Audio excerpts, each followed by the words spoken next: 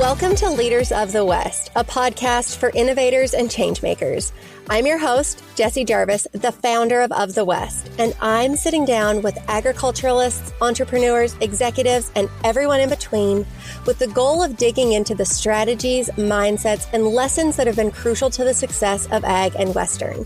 Whether you're carrying on the next generation of your family's operation, starting something from scratch, or determined to climb up the leadership ladder, we're going to inspire you to continue to dream big, growing not just you, but the future of agriculture and Western as a whole. Let's go.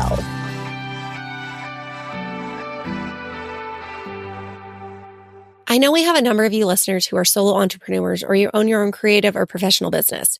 You don't want a full-time or a part-time job, but you're always on the hunt for new clients and customers. And that's easier said than done, which is why we created the directory. It's a place where entrepreneurs and businesses just like you can be found by those who are looking for your skills and services. Whether you are a photographer, a graphic designer, a business consultant, a marketing agency, a virtual assistant, an event speaker, an event planner, a lawyer, a bookkeeper, an accountant, you can see where I'm going with this, right?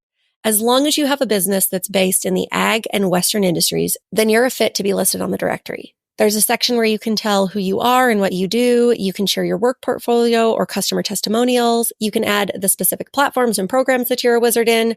Those profiles that we have are really, really robust because we want people to be able to easily search and find what they're looking for, which is YOU. All in all, the directory is a great way to get in front of your ideal customer or client and a new audience that you maybe wouldn't have reached before because they're outside of your inner circle of who can mention your name in those word of mouth recommendations. If you're ready to create your profile on the directory, you can go to ofthewest.co to get started. That is ofthewest.co. You guys will love it. Trust me. You guys are in for a treat with today's episode here on Leaders of the West. We are sitting down with Grant Golliher. If you haven't by chance heard of Grant, I know for a fact that you've probably heard of the ranch that he and his wife Jane own and operate. It's actually been in Jane's family for 5 generations. It is called Diamond Cross Ranch, just outside of Jackson Hole, Wyoming. This is the ranch anytime that there is some kind of Hollywood photo shoot or commercial done in Jackson Hole, chances are it's done on the Diamond Cross Ranch. And Grant is incredibly well known as a horse trainer and horse whisperer. He is the author of Think Like a Horse, Lessons in Life, Leadership, and Empathy from an Unconventional Cowboy. And one of the reasons that he wrote this book is because Diamond Cross hosts large company retreats, if you will. So these companies get together, they bring out their employees to Diamond Cross Ranch, and Grant will put on a training where he incorporates horse whispering, and the connection between how your relationship with a horse and building trust is just like that of an employee or a leader relationship in a company or in life. And so it's really cool for people to get to see the importance of trust and just building relationships through the eyes of a cowboy and a horse working together, because then they can take those practices back and obviously implement them into their own lives, because so much of the work that we do with horses is very similar to how we work with one another. So today we are going to talk about how Grant got into horse whispering, how he met his wife Jane, and the work that they do on Diamond Cross Ranch. And because he is the first ever author that we've had on the show, we also had to go through that process as well. You guys are in for an awesome episode today. Here we go, Grant Golliher. Grant, welcome to today's podcast. For those of you who are not necessarily familiar, can you give us a quick backstory as to who you are, where you're from, what life was like growing up, and then how you came interested in horses? Yeah, my name's Grant Golliher. I live in Moran, Wyoming, north of Jackson Hole. Jane, my wife, and I own the Diamond Cross Ranch. And it's in a little valley called the Buffalo Valley, north of Jackson. Beautiful spot just outside of Yellowstone. And I grew up in Colorado, western Colorado, near Grand Junction on a little peach farm in Palisade, Colorado. My dad loved hunt and fish in the backcountry, so he raised mules. And we hunted and packed all over Colorado with our mules. And so I grew up kind of breaking all the mules. That was what I loved to do. I spent a lot of time with them, and that's really how I got my start, I think, is just spending a lot of time with the mules. And then I got out of high school. I ran off to, I went to work for the railroad for a while, and I worked for the railroad for about a year and a half. didn't really want to stick with that as a career. So I always wanted to ride the Rocky Mountains by myself, just cross country, and kind of be a mountain man. I think I tell people I watched Robert Redford's Jeremiah Johnson, too many times, I think, and I wanted to be a mountain man. So I took off on a mule and a pack mule and rode cross country and just worked on ranches. And just kind of really a green kid that didn't know much, but I got a job packing and guiding and then cowboying on different ranches, went to Nevada. Of course, that was the big ranches. So everybody said, if you want to go work on the big ranches, you got to go to Nevada. So I went to Nevada and worked on a couple of ranches there. I worked on the Spanish ranch, as a lot of people know. And, a million acres, 10,000 head of cows, some pretty bronky horses, and kind of cut my teeth doing that. And I came back to Wyoming and just worked on some different ranches. And then I met a girl that had been into training polo horses, of all things, in Wyoming. She was living at a cow camp. And I hooked up with her and went out to Texas to work for a trainer that had polo horses. And my job was to break in all the young horses they raised and then get them started into playing polo a little bit, which I didn't know anything about. So it was kind of a wreck, but I fell in love with the game. It's so fun and exciting. And I ended up playing, just training horses mostly. And you could sell a horse for pretty good money back then for polo. So that was kind of what her goal was. And we did that for a while. But I just loved the game and ended up playing professional for 15 years. But along with that, I also was cowboying and training horses and doing a little bit of that. Never could get out of that because I loved it so much, really, the cows and horses. Wow.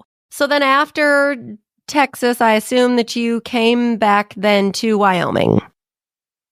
Well, we came back every spring to Wyoming and then went back to Texas. And then we came back to Wyoming again, went to California. And then I got a job. My first professional polo playing job was in Calgary, Alberta, Canada. So I went there in the summer, back to California, Southern California, down near Palm Springs, Indio area every winter.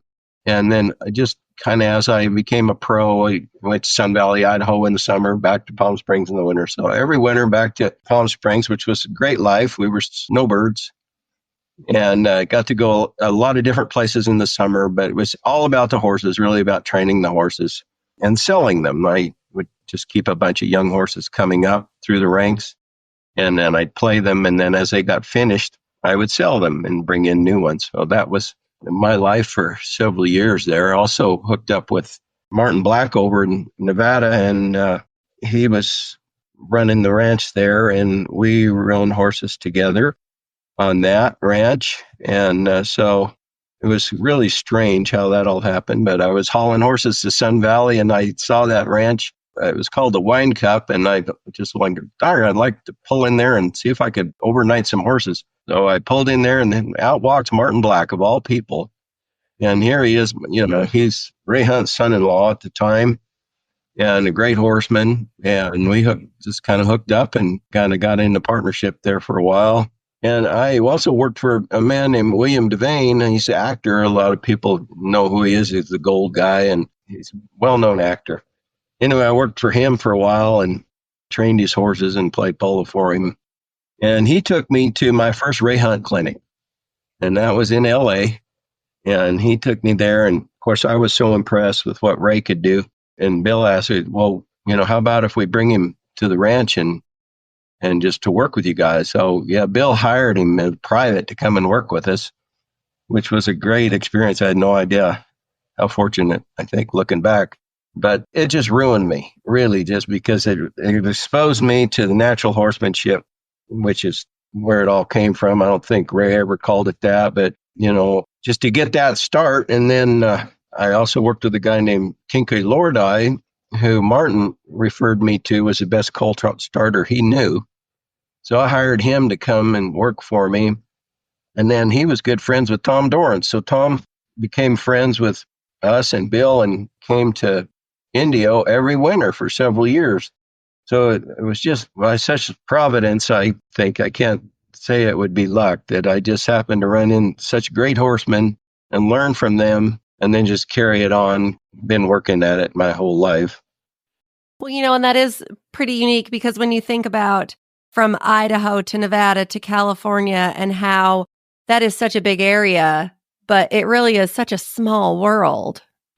It is, and particularly polo was, it's a small community, but back in those days in Texas especially, it was, cowboys riding cow horses, and they were good athletes, but they were riding cow horses, and it was a great game. But it evolved into, athletes riding race horses. And I loved the speed. I fell in love with the speed. I liked the thoroughbred horses because they're so fast, and I just loved riding that fast. But finally, in 1993, I kind of got old enough where I had kind of topped out at 4 goals. I made it, and anybody that knows polo, I made it to 4 goals, which was pretty good. It's upper end of the handicaps. But just kind of decided to move back to Wyoming and raise horses and go to work on some ranches. And so that's what I did. I went to work for the Diamond D Cattle Company in DuBois, Wyoming, and worked for them for a couple of years and went on my own. And then I ended up divorced. Long story there, but I went back to Colorado for a while and was just training horses and not knowing what I was going to do with my life. And had a praying about, and having a wife because I didn't like being single very good. And I had a dream, and I saw this beautiful little brunette in the dream. And when I ran into Jane, that was the beautiful brunette I saw. So we naturally hooked up, and we've had it's been 27 years now. We've had a great life and just running the ranch there, raised kids together, joined 2 families. So I was a step parent, she was. And I think if I ever write another book, it'll be about step parenting. Well, I'm glad you brought the ranch up, and I do want to talk more about the horse side of things. But before we get to that, you are now on and operate the Diamond Cross Ranch, which is the family operation of your wife, Jane. And chances are our listeners, they have either seen Diamond Cross's ranch as the background of whether it's a print advertisement or on television, or, maybe they've seen it online as part of a retreat. But something that I think is really important to highlight is it's not just something that is like cinematic. That operation has been around since 1912, if I am correct, which means that it is a century ranch. It has been in business for over 100 years. And I'm always enamored by century ranches because if you are going to be in business for 100 years, that means that you are doing things correctly, especially in our industry. So can you tell us a little bit about your operation and your wife's family and just kind of the history of it? Well, my wife would do the best job of that, and she's done that on several interviews, but I'll try to do my best. They're an amazing family. They were the Fateses. They came from Switzerland, immigrated here. I think they fell in love with the Tetons because it just reminded them of Switzerland, but they were very poor, very poor. I mean, dirt poor. They homesteaded. They got here, and just in time for one of the last homesteads available, because most of them had been picked through. So they got this rock pile up Spread Creek, and it was 160 acres of just about, the most worthless sagebrush ground you could imagine, all just rocks. But they raised 10 kids on a cabin, 24 by 24. We just visited the foundation wall back here. It's amazing that they could do that. And the kids ran around barefoot, in that country. So that's how poor they were. But they survived. They're just very hardy, very tough, hardworking people. They really saw the importance of education for the girls, and the guys in the family, they worked, but the girls they sent to town to get an education, and many of them became business people. Then my wife's dad and his brother, they ranched together, and then he ended up coming back from World War II and bought another homestead. And what happened actually is the Snake River, I believe it's Snake River Land and Cattle, which was kind of formed by the Rockefellers to form Teton Park. And they were buying up ranches there, homesteads. And the Fateses didn't want to sell their rock pile, but they did end up trading for property up the valley, which they traded their 160 acres for 400 acres up the valley. which was really not sought after in those days because the access was so difficult. But it was a lot better ranching country. So that's where we're at today. And they ran cattle on all the Forest Service permits up there. And they're just all cowboys. And my wife is one of four girls, and they were kind of legends back then. They were known as the best girls, cowboys, and cooks you ever been around. They were a tough lot raised by this old Swiss rancher. Wow. Well, I can only imagine the kinds of stories that your wife could tell about that.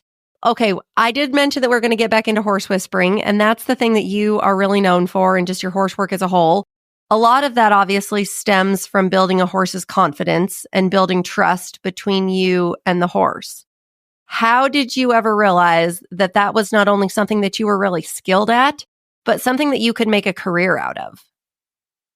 Well, I could always just had an ability of getting along with horses and mules, particularly difficult ones that other people couldn't. It just kind of came out as a gift that I knew I could do because people couldn't get along with them and I could. So I got hired to always ride the difficult ones. I wasn't necessarily a bronc rider. I was pretty good could ride a difficult horse, but mostly I just figured out how to get along with them. And I just felt like that was probably more my gift than anything. But then when Ray Hunt came into my life and I experienced that philosophy of training, and then the others that I was around as well, while it was developing, I'd say, it just fascinated me. And so I just did everything I could to further my education. I sold all the tack that I was using to force horses and just went back to some basics and learning. And it really changed my life, really how I handled horses, but also as people that have been around and understand it, it really affects your life. It really causes you to look at yourself and humble up and show kindness and love, but learn to let go of your pride. And it has such an effect. And I've seen this over the years, and it's always impressed me. And I've always been interested in kind of having a purpose in life, maybe making a difference. So I found that when I started out, I worked with kids and things like that, even some troubled kids. My brother works with troubled youth in LA, believe it or not. And so the relationship really crossed over where these wild kids just saw themselves in a wild horse. It affected them. So I thought that I would be doing that actually. And then I got into the BLM Mustangs quite a bit through a group in Colorado named Friends of the Mustangs, and did clinics with Mustangs and things like that. And I thought I'd be working with prisoners actually, because I had an opportunity to do that around there in the wild horse program. So, but as fate would have it, it just didn't go that way. And I ended up working with like leaders, like some of the best leaders in the country. So it's amazing to me, where your journey can take you if you're willing to just face your fear and go through a door that opens. Well, and that's something that I find really unique about what it is that you do is you guys at Diamond Cross, you bring people in and host retreats for a lot of the world's largest companies. And one of the big themes is how building a horse's confidence and building trust between you and the horse is really no different than building confidence in a leader and those who they're working with and building relationships with one another. So I think that there's a lot of similarities between horses and people and those relationships. But can you kind of share some of those similarities with us for those who are maybe listening and, they work in a business and they're not around horses, but they can still take those tips and put them into practice? Yeah, you bet. And that's why I wrote my book, just so when they came and experienced a demonstration, they could take it home with them and just hit some of the bullet points. Because people are so impressed when they see it and they know that it fits life, but they don't have something necessary to go home and work with. So that's why the book that just would show, give them something to go back and go through.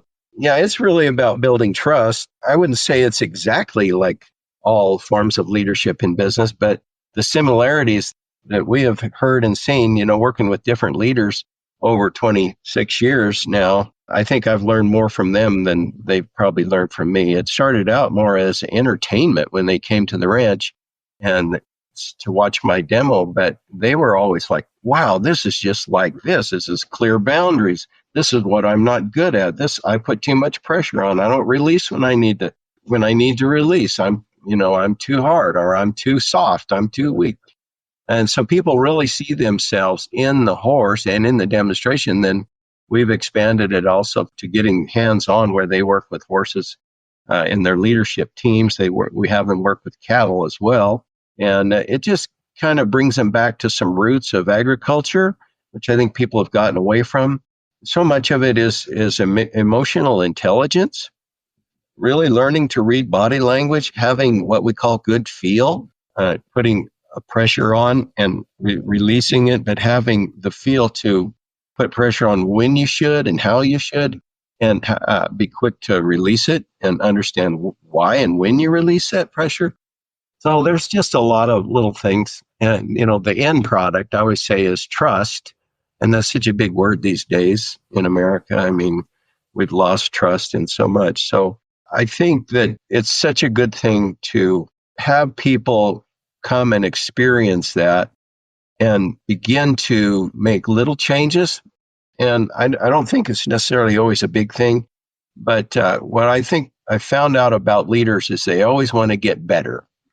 They're always looking for an edge. And I call it a little gold nugget. If they can come and get a little gold nugget to take home with them, and that can change everything. It might be slow to take and quick to give, or honor the slightest try and the smallest change, or be more consistent about your boundaries. Just little things like that you do with a horse. And it really helps. It gets people thinking about, how they're leading and if they're doing a good job, and maybe even just getting a little bit better. Well, and you brought this up, and I'm so glad that you did. For many of those who attend, this is probably the first time that they have ever been on a ranch, that they have seen a cow, that they've met a cowboy, been around a horse. What are some of the things that you hear them say about agriculture or the Western experience, if you will? Because these are people who are kind of from the Mecca, very removed from rural America, from agriculture, from, food and fiber. What are some of the things that maybe they say that we as rural Americans would be surprised by? Well, the thing I hear the most is, I envy you. You get to live this life. Of course, it's beautiful, and they see the romance of it. And you and I know it's not all romance. It's a lot of hard work in between and a lot of suffering. But that's what I hear the most. I also hear them say, are you a real cowboy? So I'm like, well, I don't know. I'm really probably more of a horse trainer. I've been around cattle most of my life, and I love working with cattle and doctoral and everything. But to me, the real cowboys are out on the range that are, up all night calving and out there suffering with the cattle. Take care of them, because the cattle need your attention when the weather's terrible. So I prefer being a fair weather cowboy. Well, I can personally relate to that as well. I kind of like it when it's usually like 70 out in the day and maybe high 40s for a low. I'm not as tough as I once was in my younger years. Yeah.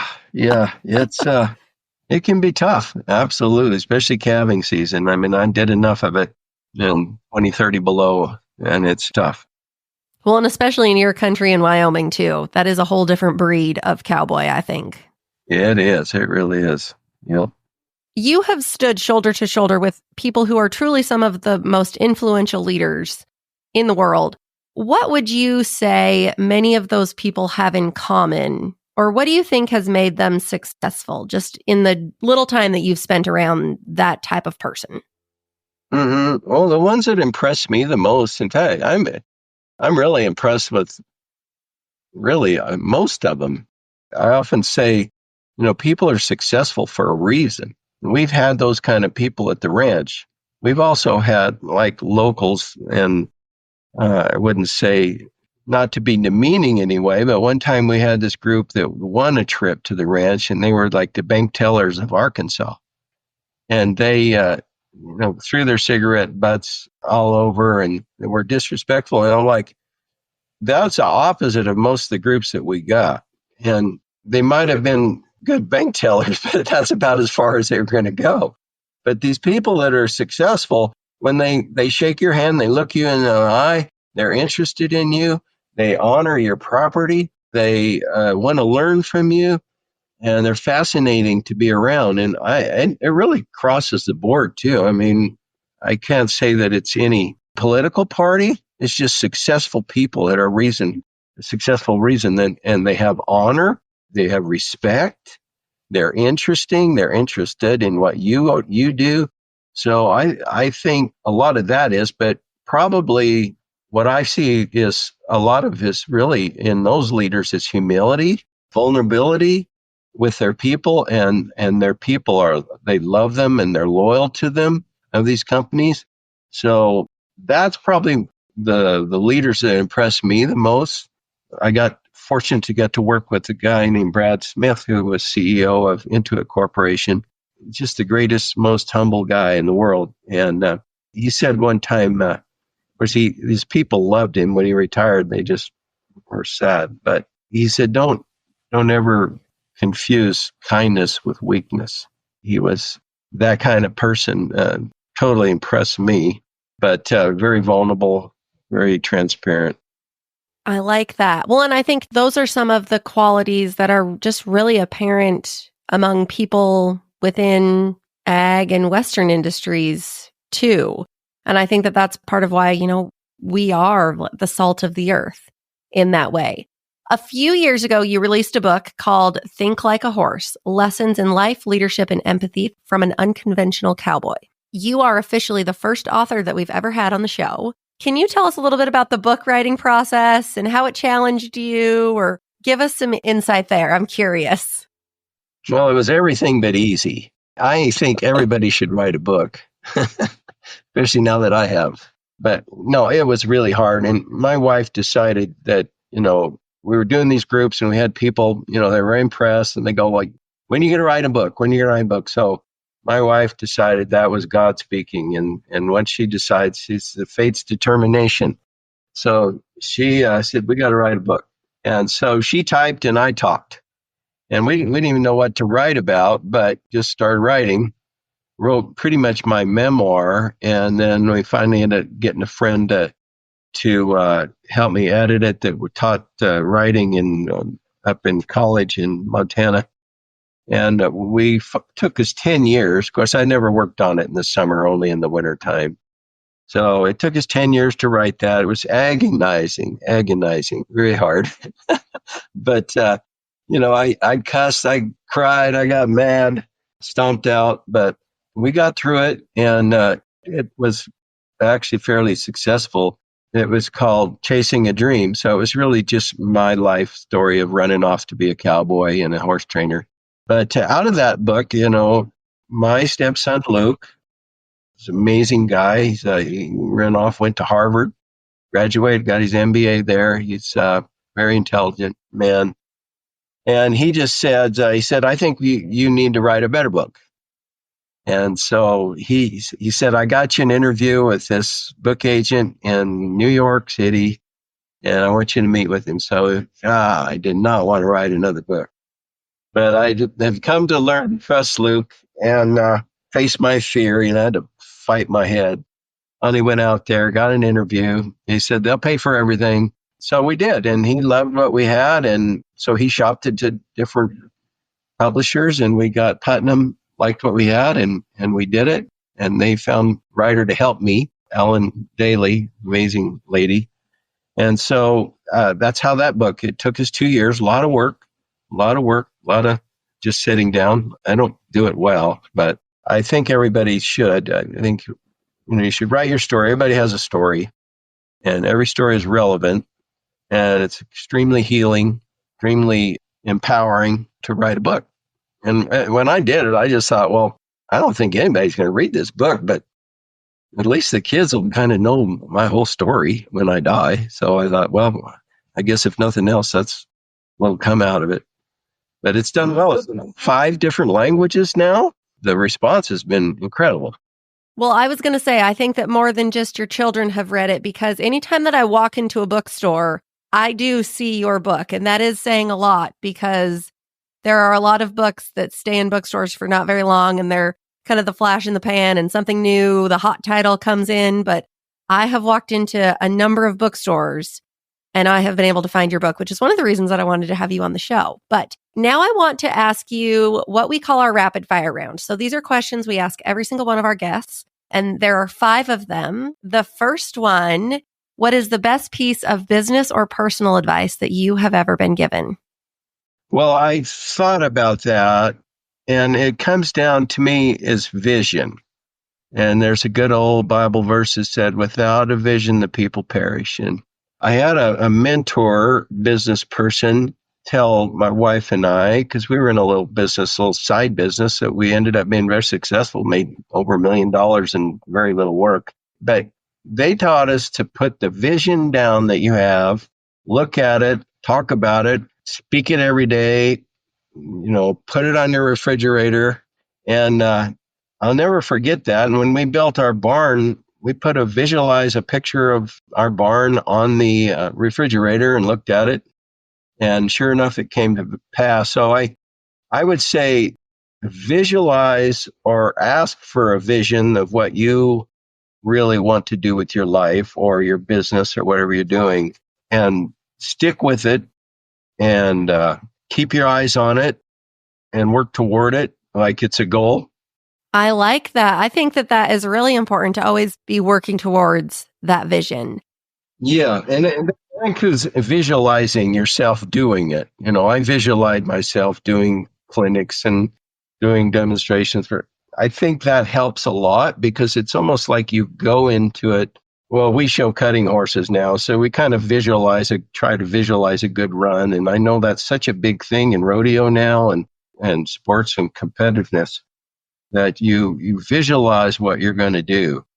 And it really helps you, like you go there in your mind already. Okay, this is a similar but different question. If you could give people any words of wisdom and you knew that they would take it to heart, what would it be? So this is kind of like the advice that you would give to somebody else versus the best advice that you have received. Well, probably one of the most important things that I practice and my wife practices with me is to watch what we say. It's very important. The words of our mouth, what comes out of our mouth, it goes right back into our ears. And if we speak positive things, if we are careful to filter out maybe the negative things or the demeaning things, not just to others, but to ourselves, those are the things that capsize our ship, I believe. And so we're really careful about what we say. So I would say, watch what you say. Does it line up with your vision? Does it line up with your goals? Are you speaking life, or are you speaking death to it, or to yourself for that matter, or to those, that you love or with you? That is fabulous advice. If you could go to dinner with anybody, dead or alive, who would you pick? Well, I'd probably go to dinner with Jesus. He's a leader that impacted the whole world forever. I love that. 12 guys. He had 12 guys. You would not be surprised at how many of our guests say just that, which I think is an absolutely perfect answer. What is a quote that you lead your life by? One of my favorite ones is, and this is one that I did come up with just through training horses, is be slow to take and quick to give. Slow to take and quick to give. So be a giver. Make it about helping other people. Make it about helping, or horses or animals, of course. But when we make our life about helping other people, it's the most rewarding. Oh boy, is it ever. Okay, and then my last question is, do you have a favorite book or a product on the ranch or something that you think more people need to know about that you want to share? Well, one of them that I'm very impressed with these days is a podcast by, and I know you do that, but it's a young man that, he's not young anymore, but he worked for me for way back, and his name is Jeremy Morrison. He started a podcast called Wild Courage, and he does retreats. He interviews different people, and it's about really mental health, particularly in the cowboy world, and not just the cowboy world, but it's an amazing nonprofit. I know it's that, but he is reaching and helping a lot of men and women also now. So it's called Wild Courage. And I think I'm correct in saying that he was featured in Western Horseman this summer. He was on the cover. That's right. Yes. He was on the cover. Mm-hmm.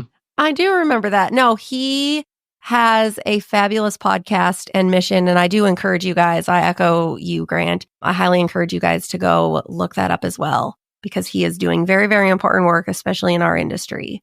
Well, thank you so much for sitting down with us today. I really appreciate you, and I know that our listeners do as well. With that, you guys, you can catch us back here for another episode next week. Thank you. Good to be with you.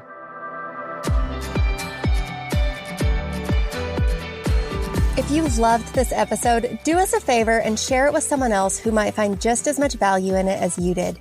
We're on a mission to continue to grow and strengthen the future of agriculture and Western industries, and you spreading the word helps us make more of a positive impact. It also makes a big difference when you take a minute to go rate and review the show. We can't thank you enough for listening, for sharing, and for loving Ag and Western as much as we do. We'll see you back here for our next episode.